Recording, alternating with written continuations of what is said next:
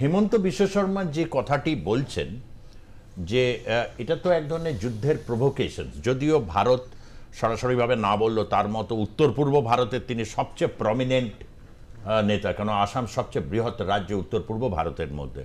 সেখানকার মুখ্যমন্ত্রী যিনি হচ্ছেন একজন দাবাং নেতা, হিন্দুত্ববাদী নেতা হিসাবে যিনি প্রতিষ্ঠিত, সরাসরি বলছে, কেন বাংলাদেশ তো এরকম বলেনি যে চিকেন নেক, বাংলাদেশের কোনো ওই রিটায়ার্ড মিলিটারি অফিসার তারা এসব বলে দুটো চিকেন নেক তাহলে নিয়ে নেবে ভারত, মানে বিচ্ছিন্ন করে দেবে বাংলাদেশে একটা বড় অংশকে মূল বাংলাদেশ থেকে। এটা কি কোনো ধরনের একটা যুদ্ধের বা একটা কোনো রকমের একটা ইঙ্গিত? তার কারণ বাংলাদেশ বলছে ঘরে এবং বাইরে দুটো জায়গায় তারা যুদ্ধ পরিস্থিতির মধ্যে আছে, এই দুটোকে যদি আমরা লিঙ্ক করি তাহলে তো সেটাই দাঁড়ায় না। আপনি দেখুন ক্রোনোলজি দেখুন, প্রথমে ভারত তো বলতে যায়নি যে কার কটা চিকেন নেক বা চিকেন লেগ রয়েছে, ভারত কিন্তু একবারের জন্য বলতে যায়নি। ভারত যেটা বলতে চেয়েছে যে একটা সুসম্পর্ক, এবং আপনি দেখবেন ইউনূস যখন আসলো, প্রধানমন্ত্রী নরেন্দ্র মোদীজি কিন্তু তাকে অভিনন্দন জানিয়েছিলেন। তো একটা দেশের সঙ্গে মানে সে সম্পর্ক রাখা, সুসম্পর্ক রাখা, সেটা চেষ্টা করা হয়েছে।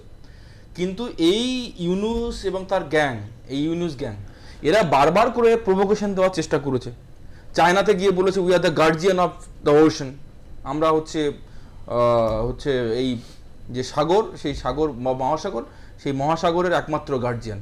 এবং যেহেতু নর্থ ইস্টার্ন পার্টে কোনো আপনার ল্যান্ড মানে আপনার সমুদ্র নেই, তো আমাদের মধ্য দিয়ে আপনারা ব্যবসা বাণিজ্য করতে পারছেন। কাদেরকে বলছে? চায়নাকে বলছে।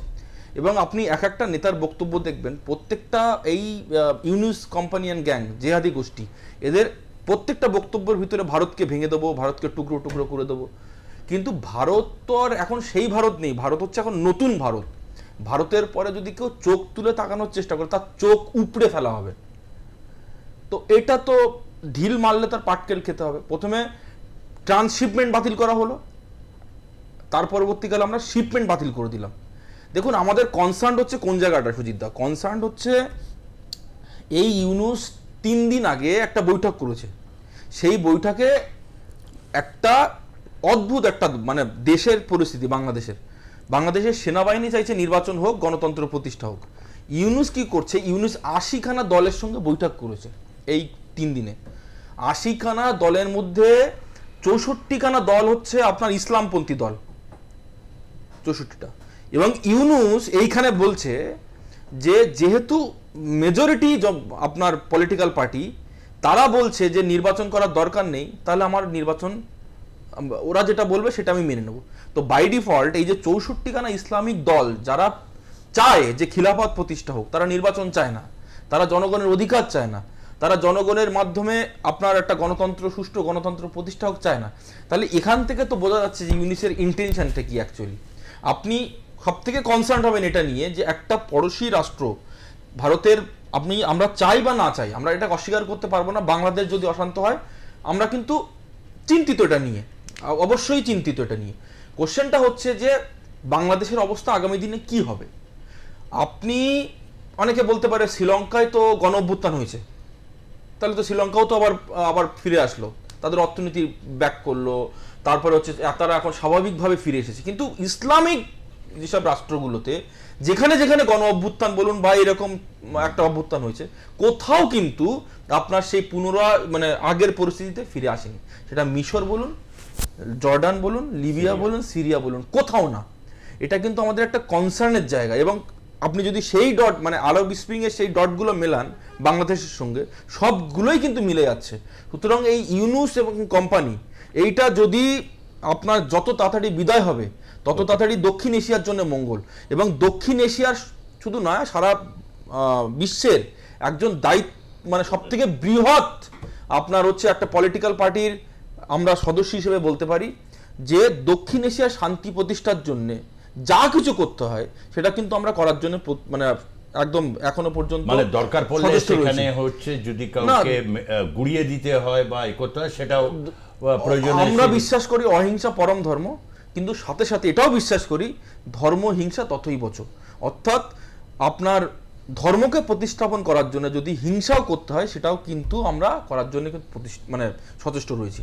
আমি একটু শ্রমিক বাচ্চির কাছ থেকে জানতে চাইবো, গতকাল বাংলাদেশের একজন সিনিয়র অ্যাডভোকেট সুপ্রিম কোর্টে একটি তিনি রিট পিটিশন মানে দাখিল করতে, তার বক্তব্য হচ্ছে যে জনগণের ম্যান্ডেটে যদি সরকার হয়ে থাকে তাহলে এটা বিপ্লবী সরকার যখন নয়, সংবিধান গতভাবে এটাকে সংবিধানকে ছুঁয়ে সংবিধানকে সাক্ষী রেখে তারা সরকার গঠন করেছে এবং তাহলে তাদের শপথ কে পড়িয়েছে মানে পাঠ করিয়েছে, মানে কি কি রয়েছে সেটাকে সমস্ত তথ্য জানতে চেয়ে তিনি একটা রিট পিটিশনসের করছেন। এবং কোথাও বাংলাদেশে এই যে জুডিশিয়াল সিস্টেম, এখানে চিফ জাস্টিস যিনি ছিলেন অতীতের, তিনি সেনানিবাসে রয়েছেন যখন এই 5 তারিখের এই ট্রানজিশনাল ফেজটা ছিল, ফলে স্বাভাবিকভাবে কতগুলো তথ্যের প্রয়োজনীয়তা এখন অনুভব করা যাচ্ছে। এটা কি বাংলাদেশে যে পরিস্থিতি এখন রয়েছে এই জুডিশিয়াল অ্যাক্টিভিজম বা জুডিশিয়ালি পুরো ব্যাপারটার কৈফিয়ত চাওয়া উইথ প্রুফ, তাহলে এটা বাংলাদেশে যেটাকে ডক্টর ইউনূস তার একজন মাউথপিস দিয়ে যে কথাটা বলছেন যে আমরা ঘরে এবং বাইরে একটা এরকম যুদ্ধ পরিস্থিতির মধ্যে রয়েছি, এটাকেও কি একটা যুদ্ধ পরিস্থিতি হিসাবে তারা গণ্য করতে চাইছেন বলে কি মনে হয়? দেখুন, বাংলাদেশের বর্তমান যে একটা পরিস্থিতি, এখানে এই যে প্রধান যে উপদেষ্টা তিনি কিন্তু এক এক দিন এক এক রকম কথা বলছেন।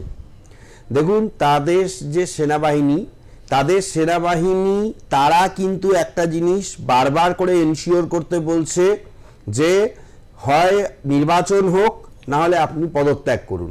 অথচ আমরা কখনোই দেখতে পাচ্ছি না যে নির্বাচনের ব্যাপারটা। আজকে আপনাদের দেখালেন যে তিনি তার আরেকজন উপদেষ্টা মণ্ডলীর আরেকজন প্রধান তিনি বলছেন যে জুন মাসের মধ্যে, কখনো জুন মাস মানে ধরুন 30শে জুন বা ডিসেম্বরের কথা বলছেন, মানে এখনো সেটা বেশ সময় সাপেক্ষ ব্যাপার।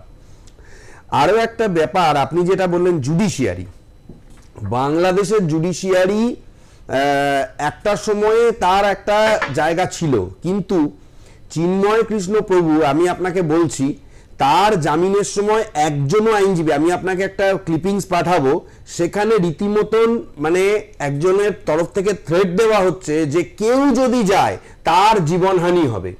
সুতরাং কিন্তু তারপরেও সেখানকার জুডিশিয়ারি বলুন বা সেখানকার সিস্টেম বলুন, সেই বিষয়ের উপরে কোনো ব্যবস্থা নিয়েছে কি? আমি তো সাধুবাদ জানাই যে অ্যাডভোকেট এই রিট পিটিশনটি ফাইল করেছেন, আমি অবশ্যই আপনার মাধ্যমে তাকে আমি বলবো যে তিনি একজন ভালো কাজ করেছেন।